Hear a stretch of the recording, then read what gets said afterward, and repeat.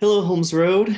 I'm so excited to have a chance to speak with you guys today.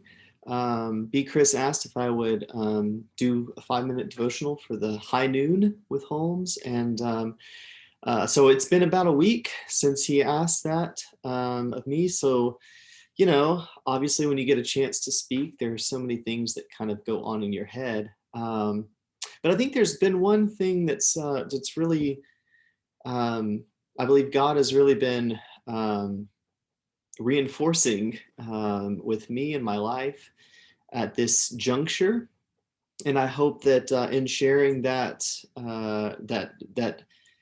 reminder will be an encouragement to you in your walk, in um, your own relationship with God. And the thing that has really stuck with me over the past week or 2 weeks or so, actually really the last month, has been the idea of the tension between remembrance and rehearsal.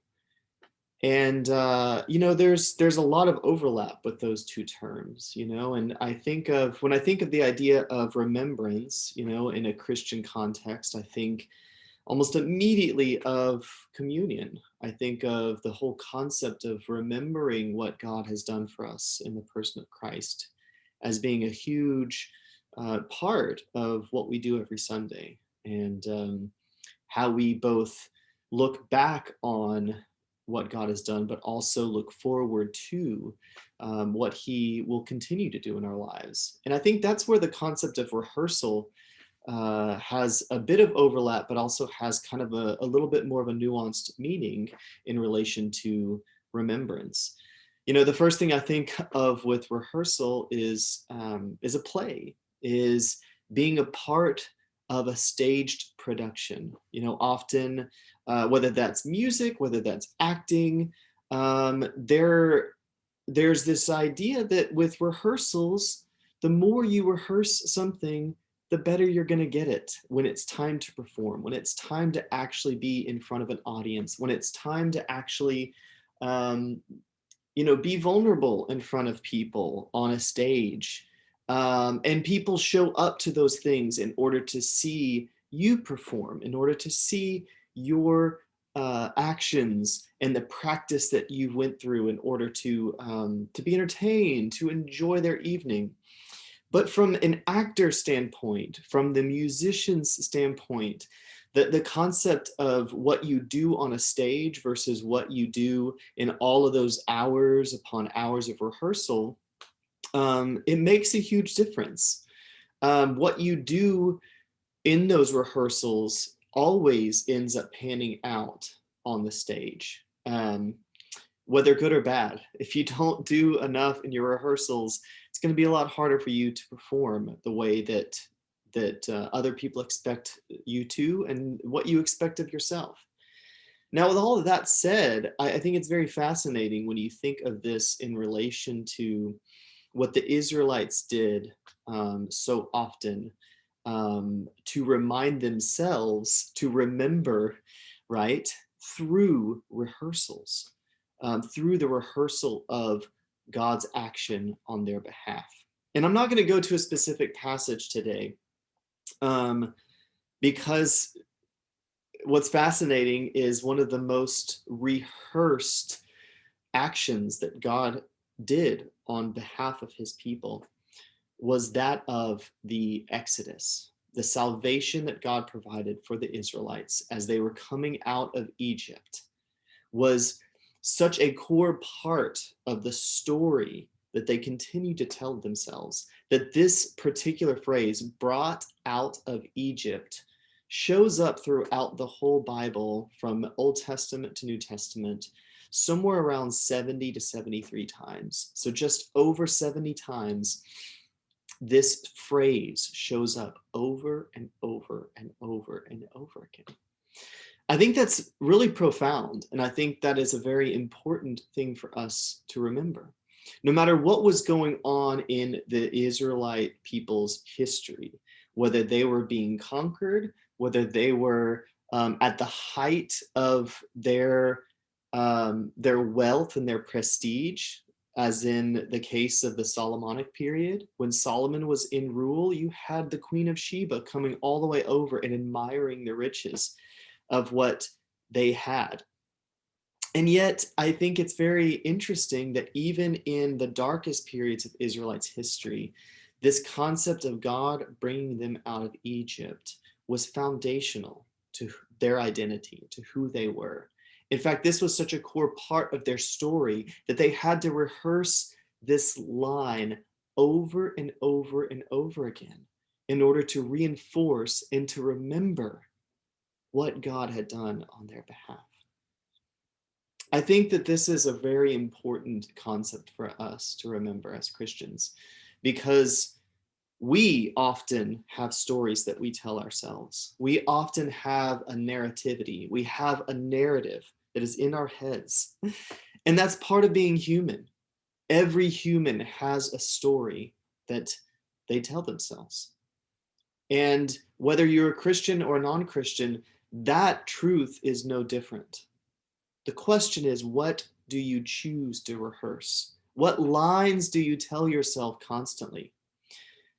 I'm going to leave you with some encouragement, not just with that message, but hopefully a practical way to establish a reading of God's text that allows you to take full ownership of the narrative that both you are telling yourself, whether that's true or false, and the narrative that God desires to speak about you and about the life that you're leading, about the life that is happening all around you that sometimes you can't control.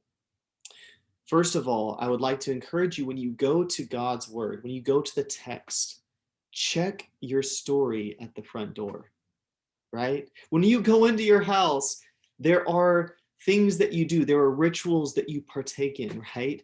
You take your coat off if it's cold. You put your keys somewhere where you're not going to forget them, right? You might take your boots off or your shoes off, especially if you've been out and it's dirty, whatever. There are rituals that are extremely important to the fabric of our lives. And oftentimes we can get into ruts. We can get into negative rituals. We can get into these self-fulfilling prophecies about ourselves, or we can convince ourselves that a certain story is true. And the more we rehearse that story, the more it's going to be true about us. Oftentimes the text shows up in our lives in order to break those stories, in order to give us a new sense of self, a revitalized sense of identity or purpose, or movement, where before there was stagnation, before there was a static quality to our lives. The text can often erupt those ideas, can often completely break apart the things that we thought we knew, right? The text has that power, but it also can reinforce things that we think about ourselves. How often do you go to the text and read into it damnation? Read into it the fact that you aren't good enough, that you don't have the ability to do something. Sometimes the text can do the opposite. It can tell you that you can do anything. You can accomplish whatever you want to. And then that serves to reinforce narratives that we already believe about ourselves. I would challenge you that when you approach the text, take full stock of the ways that you have treated yourself that day. Maybe the ways that others have treated you that have reinforced stories that you already tell yourself. Check those stories at the door. And then second, as you enter into a reading of the text, think of the things that God tells you are true. In the case of Israel being saved from Egypt, that captivity, that bondage ended up showing up later when Babylon came in, when the Assyrians came in, when Rome was the empire of the day during Jesus' time. There are all sorts of ways in which we are held captive, not just by the stories we tell ourselves, but by real difficult situations and circumstances that are outside of our control. Those things can often hem us in and keep us from being able to see outside of our perspective. That's where it is extremely important to remember that God does save. That is the essence of the phrase, I, God, brought you out of the land of Egypt. I brought you out of captivity. I brought you out of bondage. I saved you. In this case, the Israelites were not actors on the stage of history. God was. And we have to remember that. It's not just about remembering all of the self-help tools that we've been given to get ourselves out of these issues that we find ourselves in, these stories that we tell ourselves as, these instances of bondage or captivity. It's not just up to us. We can't save ourselves. We can do a lot of things that can help our situation. But at the end of the day, it is God who is the actor. He is the main actor on the stage of our lives. That's what we have to believe. And ultimately, this harmony between human action and divine intervention is what shows up in the person of Christ.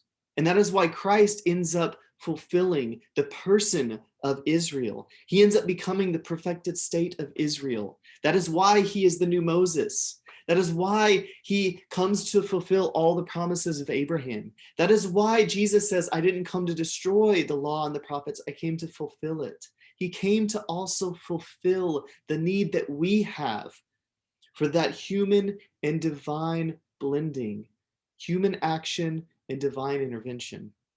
And that has been there from the very beginning. That is exactly what happens in the story of Israel being brought out of the land of Egypt. And that's why that story was rehearsed day in and day out. There were festivals devoted to that very divine act of salvation. I hope that today, when we are able to go through our week, our day, the months, whatever is happening around us, I hope that we can keep those two concepts in mind. The idea of remembering what God has done in our lives and rehearsing that act so that we can know that whatever stories, whatever things are happening around us in this life, whatever we tell ourselves, we can check those at the door and receive a new story based off of what God has done and continually does in our lives. I hope that this thought encourages you and helps you in your day. And God bless you. And thank you so much for listening.